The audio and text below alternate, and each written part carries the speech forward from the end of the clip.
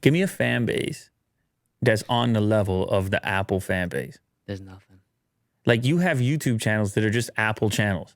Yeah. They literally just There's nothing. They literally just talk about Apple. Wait, let me actually think about this. Even on a celebrity level or like musicians, there's no one. No one has that pull like Apple does. I try to think of when they do those brand recognition studies. They're like, hey, how do you feel about this brand? And Sure. they try to figure out sentiment. Yeah.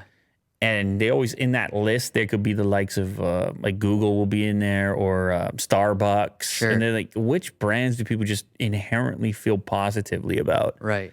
That is a hard study. Okay. It's like a hard thing to achieve, to be like, we are going to be the least offensive, most loved Right. brand everywhere, period. We're going to continue to delight our customers. Yeah. I mean, So they're number one, right? Go to the very, very top. Is that? well, this is, them. what is this though? You're talking about, valuable Just brands. Yeah, Right. but they're taking a number of factors into consideration there. Yeah. They are. Certain luxury brands Sure. are perceived in a similar way. Like Apple? No way. well, they're rapidly becoming more like a luxury brand in that way. What name? So wait it for me. Right here. Which is the luxury brand you're? No, like pink. okay.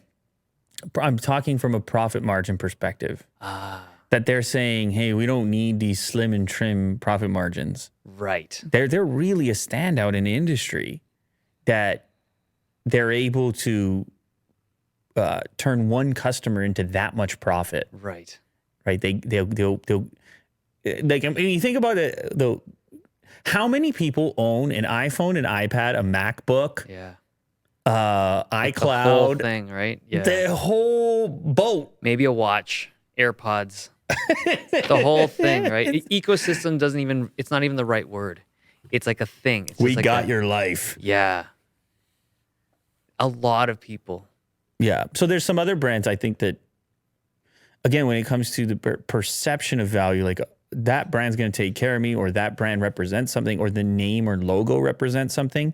Certainly in cars, that's there.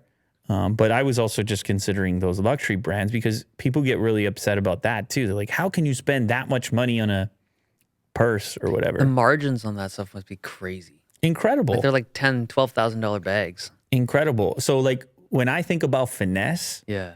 or value, Sure. I find Look at that. I just find it to be an interesting exercise to go and look at the companies that truly make something from nothing. Right? What do? They put on fashion shows. They make sure Yeah. the right people have it. It's the tactics aren't all that different. I will say that with fashion, even though I'm not a consumer of it, right? In the traditional, like I don't care about fashion brands and stuff like that. But have you seen the movie Devil Wears Prada? Like Read the book? a long time ago. Okay, so I'm not gonna be able to speak to detail, but there's a line in it where, like, basically, I forget the exact line, but the people in that fashion industry, they control what we wear. Like the color that I'm wearing right now was decided for me by them 5 years ago. I'm just unaware of it.